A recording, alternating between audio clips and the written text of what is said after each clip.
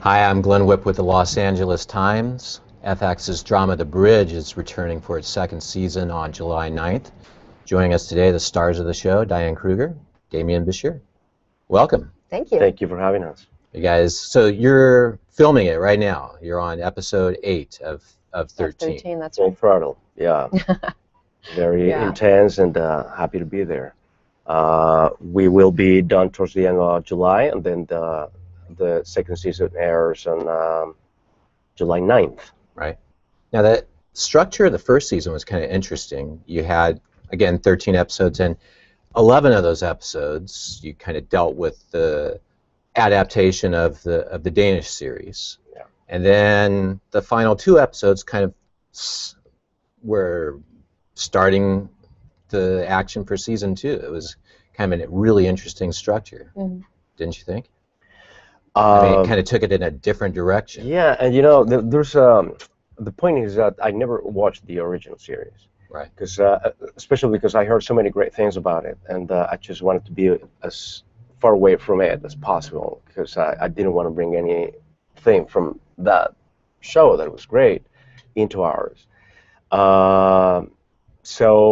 But especially now, this second season is like from scratch. It's not based on anything, and we have many, many great stories, you know, happening in that border, on both sides of the border. Yeah. So. You guys were sent to pilot for this, or how many? I mean, you guys play detectives working on each side of the border, mismatched detectives, I would think it would be fair to say. But and there's a great kind of tradition of that, both in television and film. But this one, very interesting the way they take it, both in terms of the relationship and the story.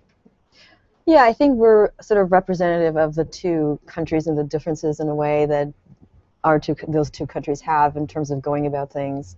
My character also has the Asperger's syndrome, so that is a layer on top of just being, you know, a very efficient American cop and having to deal with Damian's Mexicanness on a daily basis. What does that mean exactly? Well, but I think in season 2, you know, we're trying to establish a world that we tried to create in season 1, and the stories, if anything, it's a very different show because we don't have to follow this Scandinavian model anymore.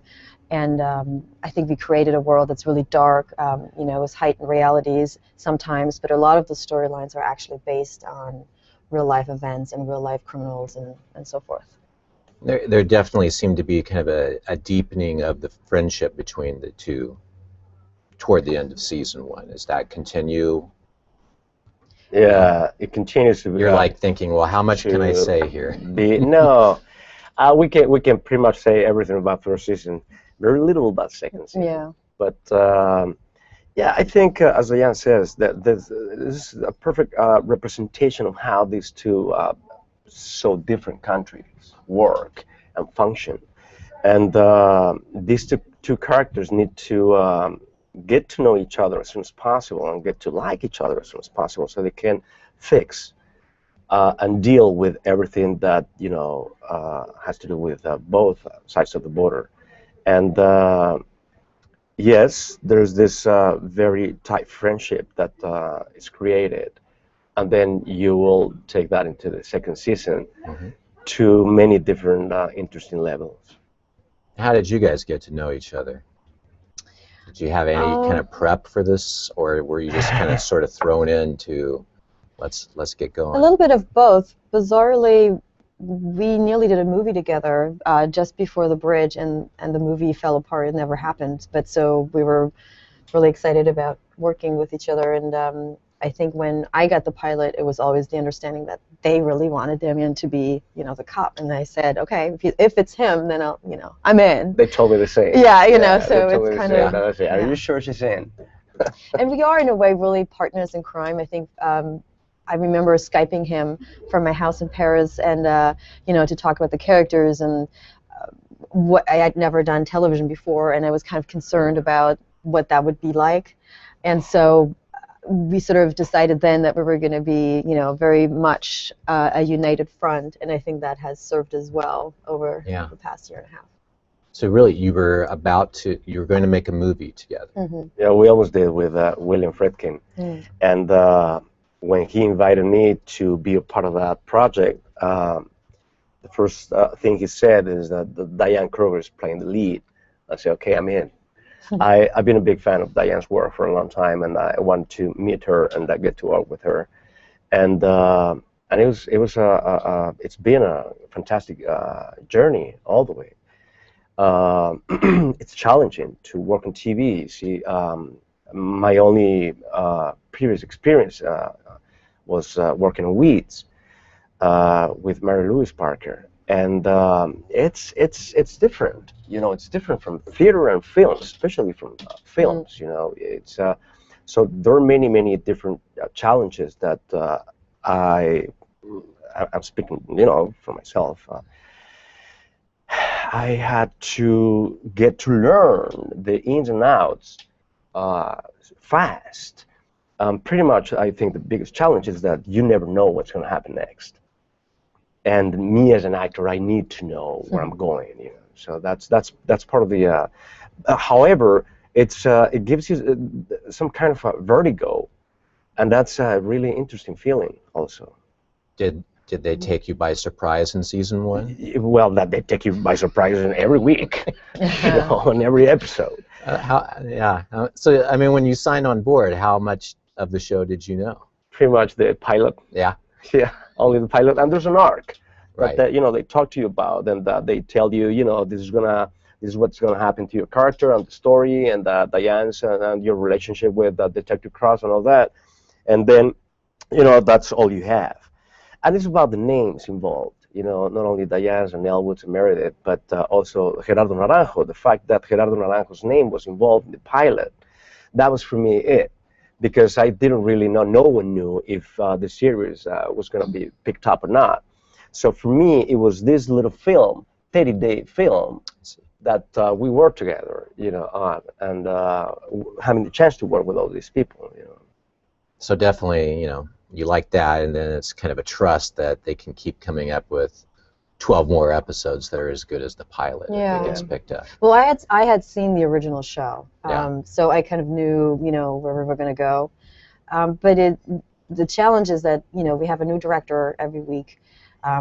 Coming from film, for me, that's very difficult and continues to be very difficult, you know, because you're just getting used to somebody, and then they're gone, you know, and it's very there's an emergency to television that I both like and despise. You know, you're shooting one episode and you get the script for the next, and you have to read it that day and give notes, you know, and they have to be addressed by the next day. So it's just like there's a constant, you know, mental involvement in all things that I feel like regular actor on a movie you're not concerned with. Like you know, I find myself being involved in some of the production parts of it too, because you want a certain prop, then you want to drive a certain car because that storyline is, you know, was in episode 2 and now we're in you know, it's just like a constant thing, and it's exhausting. And also regarding Mexico, you know, I'm of course very close to that, and we all, you know, help to make the whole thing accurate and believable. You know? That the Spanish is Mexican. And that the Spanish is properly, you know, put on the table, and many different things. And it's been great because they do listen to us. They take our vote seriously, and it's, you know, it makes the whole thing easier. Yeah, you talk about the challenges, but the rewards. Amazing. I mean, because particularly for you, Diane, I heard you interviewed saying that you've never been offered a character like this in film. Never. And I don't think I would ever been being offered a character like this, you know, because usually, first of all, they're probably not going to be the lead in a film. And, you know, in general, I think it's a very exciting time for television or cable television, because we don't make dramas like this anymore, you know. The studios make box office films, like big superhero films, which are fun to watch, don't get me wrong, but, you know, as I grow older, as I evolve, and I'm assuming it's the same for you, we have more stories to tell and we're more complex than, you know, being the damsel in distress. And so it's an exciting time also for filmmakers to be able to have this medium that emerged, and they can do what they really want to do, and they don't have, you know, the studio head going, well, no, you know, we need more effects, we need more cars crashing, and so it's really rewarding and exciting. Yeah. Your character ended season 1 in a very dark place. Extremely dark and deep into this kind of emotional hole. People were a little bummed about that, actually, that they missed the old, the carefree, and now you're too. I mean, so are you gonna climb your way? You are shaped by the events that happen in your life, and even Marco being this, you know. First of all, it's a fantastic character that is someone that can walk on fire and not get burned by it, and be dealing with the angels and demons all the time, and be able to go back home and have dinner with his family. That's a big challenge for a cop in that territory. And but then, you know, I think Marco's personality, this thing about being so relaxed and almost like you know, problem-free kind of thing, changes when, you know, you see many things happening to your life, and especially if you lose a son. Yeah. The way he gets killed, also, you know, that's really, and a lot of my friends were really shocked by the whole thing, because they were thinking, they swore that he was going to be saved, you know, in the last second, and then boom. So all that brought everyone down, and their hearts broke.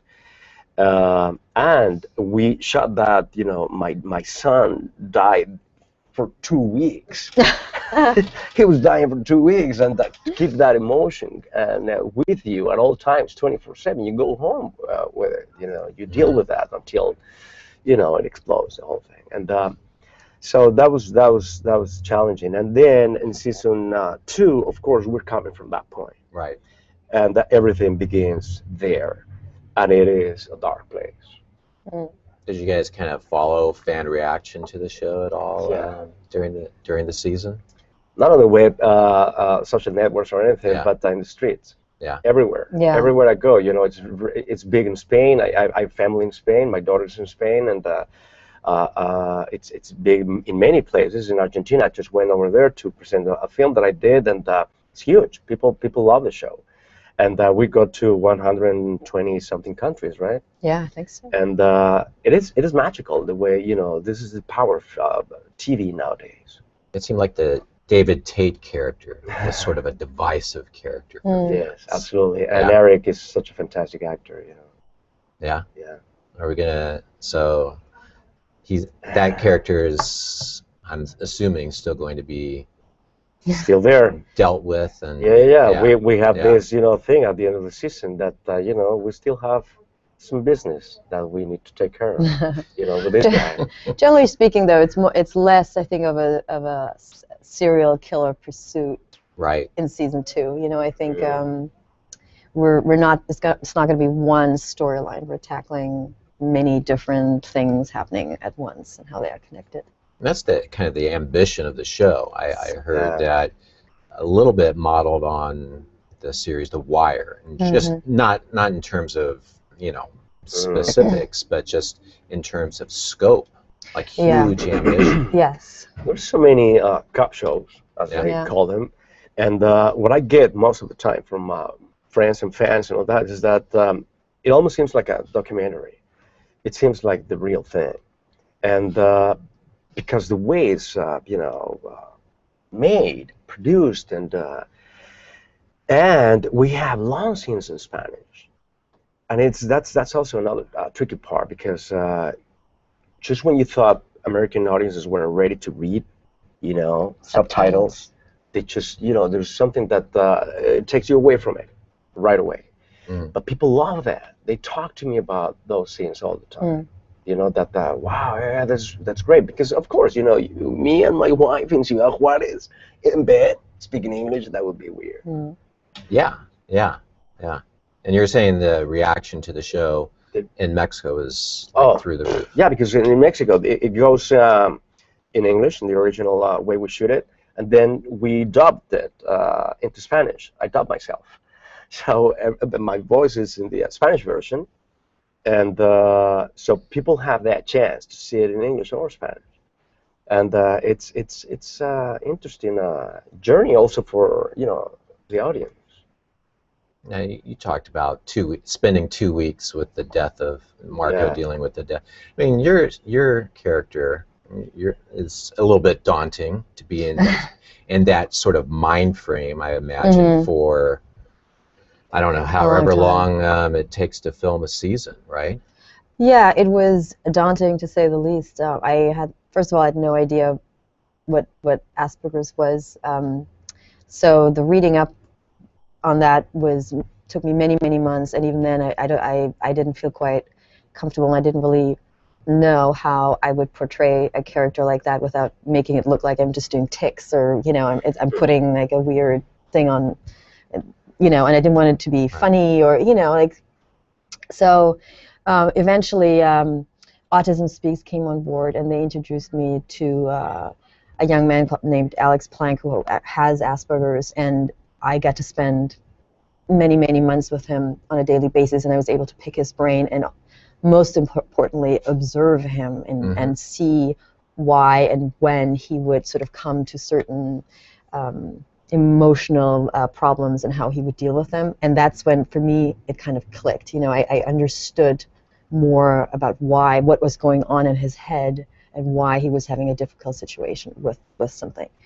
And it's a continuous challenge because obviously the show is not about Asperger's, and I didn't want the character to be this girl who has Asperger's. She is, above all, a cop, and she has a very successful career, and she's very good at what she does.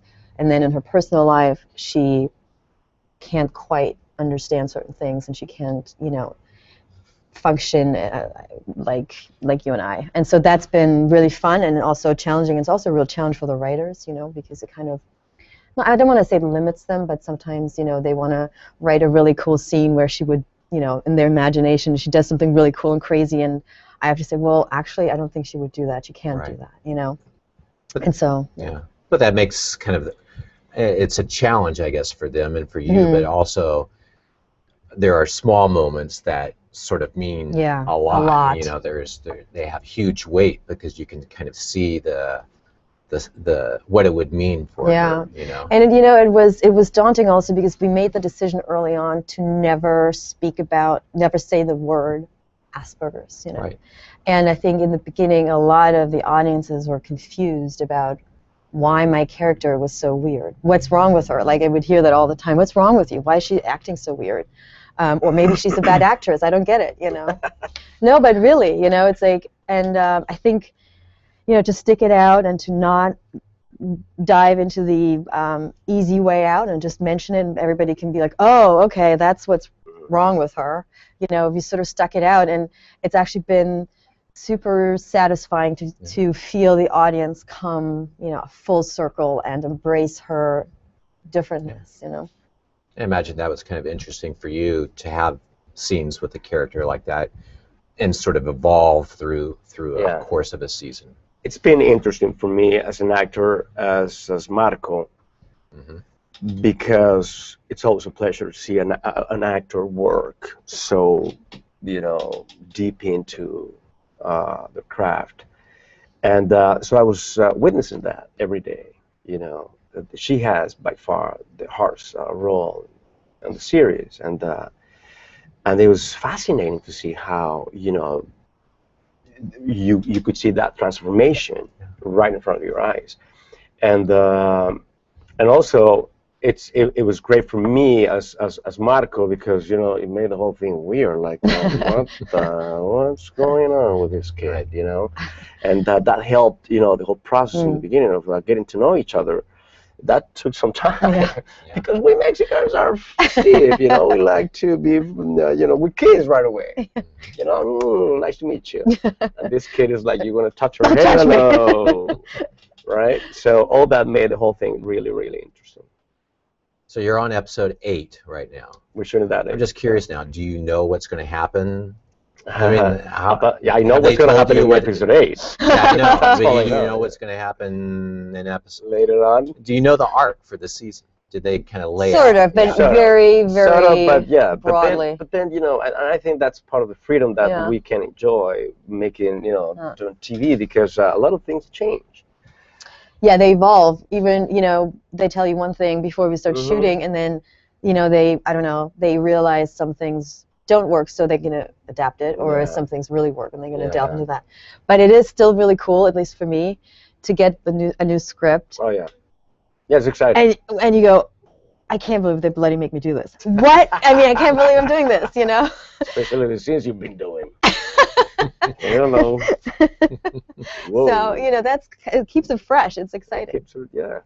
So, season 2, darker, more deeper, new characters. Yeah. Lots of people die. I don't know how much I can say about that, you know, but we already had, you know, this fantastic cast in season 1 that it's a privilege for me to work with.